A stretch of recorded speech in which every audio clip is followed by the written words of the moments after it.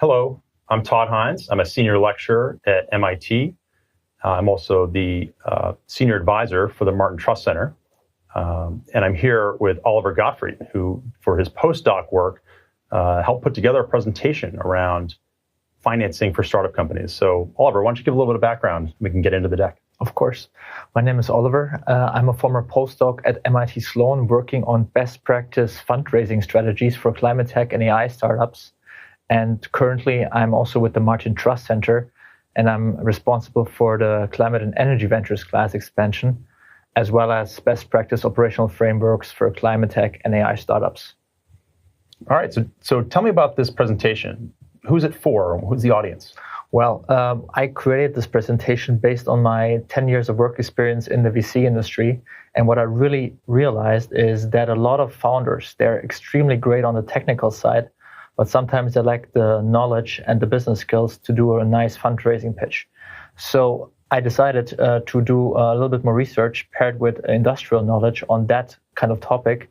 And that's why I decided to come up with this research idea of developing a best practice framework for fundraising, especially for climate tech startups and AI startups. And so what are the benefits of this? How would a student or someone starting a company want to use this? Well, actually, this fundraising best practice framework is for climate tech founders in the Series Seed or Series A phase of their startup life. And what is really beneficial for them is actually that they get a structure on how to structure their company information, their startup information, and that helps them to convey the story of their idea, of their product, of their service in a clear way to investors, and also increases the chances to obtain fundraising. The second strength, I think, is really that it's like a sequential order. So it gives them not just like what they can put into the slides, but it gives them also a structure and a guideline on how to structure the whole pitch deck itself. And finally, I think this is also really important, is that it's very adaptable. So in case you think that, for example, a team slide should be at the beginning instead of the end of the presentation, that can be also adjusted accordingly based on my research. So tell me more about the flexibility. A lot of the benefits you talked about is having an existing structure to work within, but how do you adjust it for your company? Because every company is going to be different. Exactly. So this really depends on the founder, how they feel comfortable with.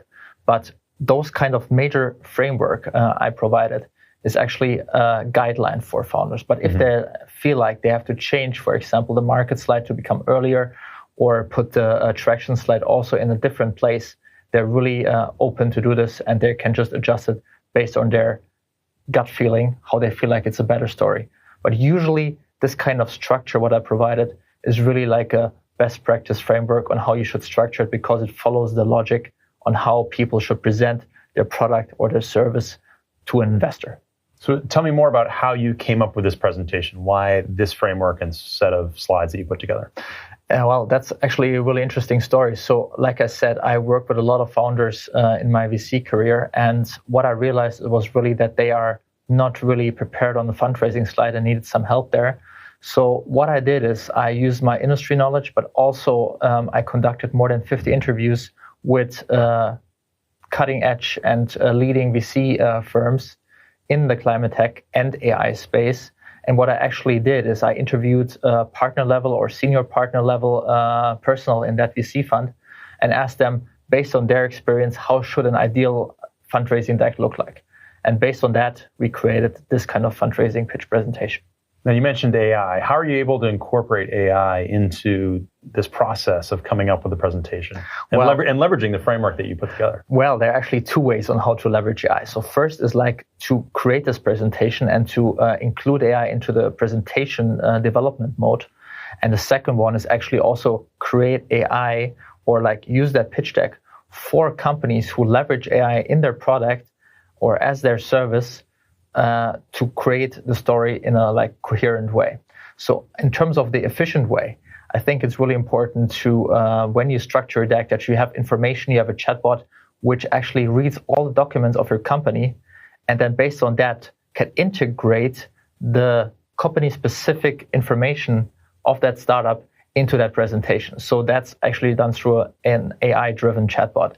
In terms of the product side, we have actually the startups who use AI, and there's some like little nuances which are really important to consider. And by following this kind of framework for best practice fundraising strategies, those kind of AI companies are really able to really convey the message why they use AI and how they use it in their product and in their service.